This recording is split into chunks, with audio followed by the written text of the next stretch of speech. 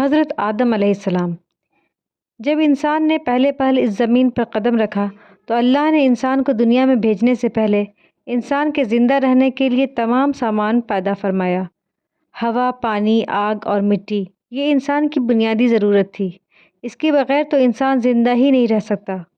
انسان کے جسم میں قوت پیدا کرنے کے لیے کھانا بھی ضروری تھا۔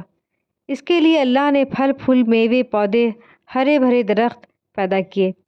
اس کے علاوہ سر اٹھائے بلند و بالا پہاڑ، رواں دواں گنگناتے ہوئے چشمے، بل کھاتے دریا، سمندر، چاند، سورج، ستارے، غرض کہ ہر وہ چیز جو انسان کے زندہ رہنے کے لیے ضروری تھی پیدا کی۔ ان سب چیزوں کے علاوہ انسان کے آرام اور سہولت کے لیے اور چیزوں کی ضرورت تھی، وہ بھی پیدا فرمائی۔ زمین آسمان کے اندر بے شمار چھپے ہوئے خزانے اور وسائل ہیں، مثلاً لوہا، چاندی، ابرق، تیل، کوئلہ اور گیسیں ہیں۔ یہ تمام چیزیں انسان کی ضرورت کی ہیں، ان سے انسان فائدہ حاصل کرتا ہے۔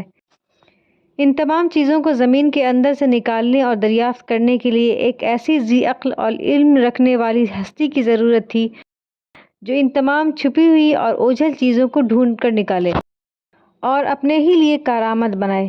یہی ہستی جسے انسان کہا جاتا ہے۔ انسان کو اللہ نے عقل اور سوچنے سمجھنے کی صلاحیت عطا کی، پھر دنیا میں بھیجا۔ سب سے پہلے انسان حضرت آدم علیہ السلام تھے۔ انسان کی نسل حضرت آدم علیہ السلام سے چلی اور تمام انسان حضرت آدم علیہ السلام کی اولاد ہیں۔ اللہ تعالیٰ نے حضرت آدم علیہ السلام کو پیدا کرنے کے لیے ارادہ ظاہر کیا اور فرشتوں سے کہا، میں زمین پر اپنا خلیفہ بنانے والا ہوں۔ اس پر فرشتوں نے اعتراض کیا اور کہا کہ آپ زمین پر انسان کو پیدا کرنے والے ہیں؟ انسان تو زمین پر فساد برپا کرے گا اور خون بہائے گا۔ ہم تو تیری پاکی بیان کرتے ہیں اور تیرا شکر بجا لاتے ہیں، کیا ہم عبادت کے لیے کافی نہیں ہیں؟ اللہ نے فرمایا، جو میں جانتا ہوں وہ تم نہیں جانتے۔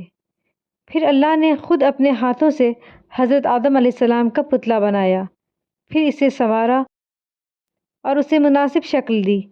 ان کے جسم کا ہر حصہ خوبصورتی کے ساتھ بنایا۔ پھر اس مٹی کے پتلے میں اللہ نے روح پھونکی۔ پھر اللہ نے فرشتوں سے پوچھا کہ چیزوں کے نام بتاؤ اگر تم سچے ہو۔ فرشتوں نے جواب دیا، ہم نہیں جانتے، سب سے زیادہ تو آپ جاننے والے ہیں۔ ہم کو تو بس اتنا ہی علم ہے جو آپ نے ہم کو سکھایا ہے، آپ بڑے علم اور برکت والے ہیں۔ اللہ نے آدم علیہ السلام سے کہا، اے آدم، ان فرشتوں کو ان چیزوں کے نام بتاؤ۔ اللہ نے آدم کو تمام چیزوں کے نام بتا دیے تو آدم علیہ السلام کے علم میں تمام باتیں آ گئیں۔ آدم علیہ السلام نے ان چیزوں کے نام بتا دیے تو اللہ نے فرشتوں سے کہا، کیا میں تم سے نہ کہتا تھا کہ میں آسمانوں اور زمینوں کے اندر کی سب پوشیدہ باتوں کو جانتا ہوں اور جو کچھ تم ظاہر کرتے ہو اور چھپاتے ہو سب کا علم رکھتا ہوں۔ اللہ تعالیٰ نے فرشتوں سے کہا کہ آدم کو سجدہ کرو۔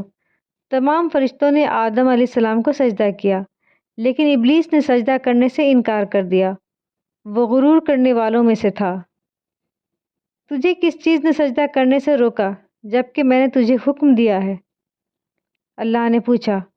ابلیس نے کہا کہ آپ نے انسان کو مٹی سے بنایا اور مجھے آگ سے پیدا کیا۔ ابلیس کے معنی مایوس اور نا امید ہونا ہے۔ اسی لیے کہا گیا کہ جو شخص اللہ سے نا امید ہوتا ہے وہ ابلیس کے تابع ہوتا ہے۔ جو لوگ ابلیس اور شیطان کے بہکاوے میں آ جاتے ہیں وہ پست ہمت ہوتے ہیں، جو فرائض ان کے ذمے ہوتے ہیں وہ ادا نہیں کرتے اور ذلیل و خوار ہوتے ہیں۔ جب ابلیس نے سجدہ کرنے سے انکار کیا تو اللہ نے فرمایا، تو آسمان سے اتر، تو نے تکبر کیا اور تو ذلیل و خوار ہوا۔ ابلیس نے کہا کہ مجھے قیامت کے دن تک مہلت دیجیے۔ پھر اللہ نے فرمایا، تجھے مہلت دی گئی۔ ابلیس نے کہا، میں تیرے بندوں کو گمراہ کروں گا اور ہر طرف سے ان کو گھیرے رکھوں گا، وہ تیرا شکر بھی نہیں کریں گے۔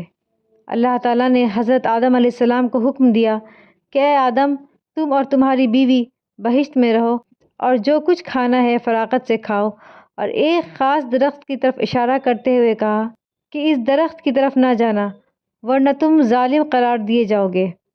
چنانچہ آدم علیہ السلام اور حضرت بی بی حوا آرام سے رہنے لگے تو شیطان نے دونوں کے دلوں میں وسوسہ ڈالا کہ تمہارے رب نے تم دونوں کو اس درخت کے قریب جانے سے اس لیے منع فرمایا کہ کہیں ایسا نہ ہو کہ تم ہمیشہ ہمیشہ کے لیے زندہ رہنے لگو، میں تمہارا خیر خواہ ہوں اور تم دونوں کی بھلائی چاہتا ہوں۔